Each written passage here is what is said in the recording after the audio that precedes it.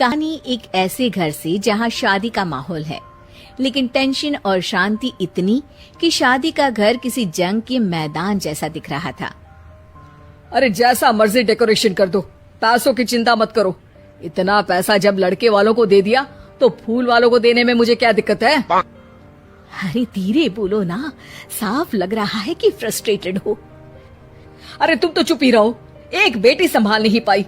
सारा दिन मैं काम पर जाता था, सोचता था घर पर बच्चों को अच्छे से संस्कार मिल रहे होंगे, लेकिन नहीं, मैडम को तो अपनी किटी और फैशन से फुर्सत मिले तब ना। माँ चुपचाप वहाँ से चली जाती है। समझ में नहीं आता कि आखिर शर्मा खानदान में हो क्या रहा है। कल तक चिड़िया सी फुदकने वाली शीना की शादी यूं अचानक एक मोटे काले लड़के से क्यों हो रही है? शीना कमरे में हाथ में गुड़िया लिए बोलती है, मेरे साथ जो हो रहा है ठीक हो रहा है। तुम तो सब जानती हो, साहिल मेरे लिए भगवान है। अब जब वो ही नहीं मिला तो फिर कोई भी हो, जिंदगी ही तो जीनी है, जी लेंगे। बाहर शीना की बुआ किसी से बात करती है। अरे मोटा नहीं, उसे तो खाते पीते घर का कहते हैं। अब ओबेरॉय का नाम भी किसी को बताने वाली बात है। उनका इकलौता लड़का तो करोड़ों की सामी तो है ही। अरे हमारी शीना बिटिया तो रानी बनेगी, रानी। इन सब के बीच कहीं कोने पर शीना हाथ में मेहंदी सजाए बैठी थी और आंखों में आंसू सजाए। और वो समय भी आ जाता है जब शीना मंडप के नीचे हाथ में वरमाला लिए खड़ी होती है, लेकिन तभी अफरा तफरी मच जाती है। कोई कहता है, अरे लड़के की माँ को हार्ट अटैक आ गया। अरे अच्छी खासी थी, कैसे हो गया? अरे कहते हैं ना, किसी किसी लड़की के पैर अच्छे नहीं होते। हो सकता है कि मनहूस है ये लड़की। शीना पास खड़ी सब सुन रही थी। फिर शीना अपने कमरे में आ जाती है। शादी ये कहकर नहीं होती कि लड़की मनहूस है। अब लगातार शीना के लिए लड़के देखने आते, लेकिन आस पड़ोस या किसी के कहने पर शादी हर बार टूट जाती।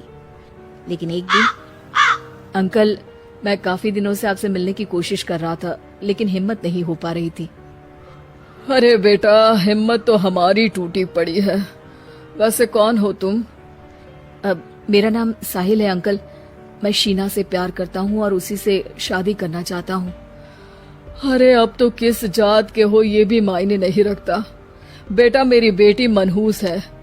ये सब कहते हैं कि इसीलिए उसकी शादी नहीं हो पा रही। अगर तुम शादी करने को तैयार हो तो ठीक है। शीना की शादी साहिल से हो जाती है। अगले दिन साहिल की माँ का देहांत हो जाता है और एक बार फिर लोग शीना को अपशकुनी कहने लगते हैं। अरे खा गई दीदी को ये। अरे क्या जरूरत थी साहिल किसी मनहूस को घर लाने की? पर बुआ, माँ की तो तबीयत पिछले कई साल से खराब थी। डॉक्टर्स ने जवाब दे दिया था।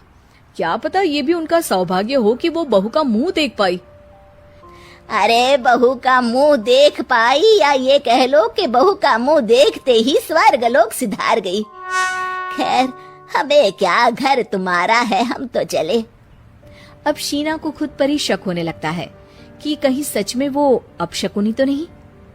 साहिल, हम दोनों की शादी नहीं हुई होती तो अच्छा था। देखो ना, कैसे पहले मेरी शादी टूटती थी और अब तुम्हारी माँ भी। अरे ऐसा कुछ नहीं होता शीना, अपशकुनी वगैरह कुछ नहीं होता। ये सब तो ईश्वर के खेल हैं। वो शादी तुम्हारी इसलिए टूट गई क्योंकि तुमको मेरी पत्नी बनाना था, और माँ का जाना तो तय था। वो काफी बुजुर्ग थी, साथ ही एक ऐसी बीमारी से जूझ रही थी जिसमें डॉक्टर्स भी उन्हें नहीं बचा पाते।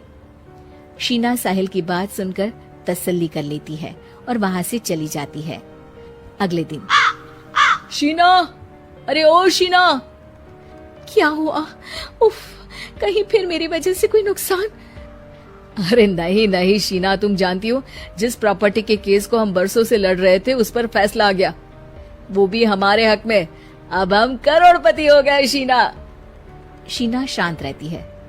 अरे क्या हुआ? करोड़ पत्नी बनकर तुमको खुशी नहीं हुई? शीना की आंखों में पानी आ जाता है।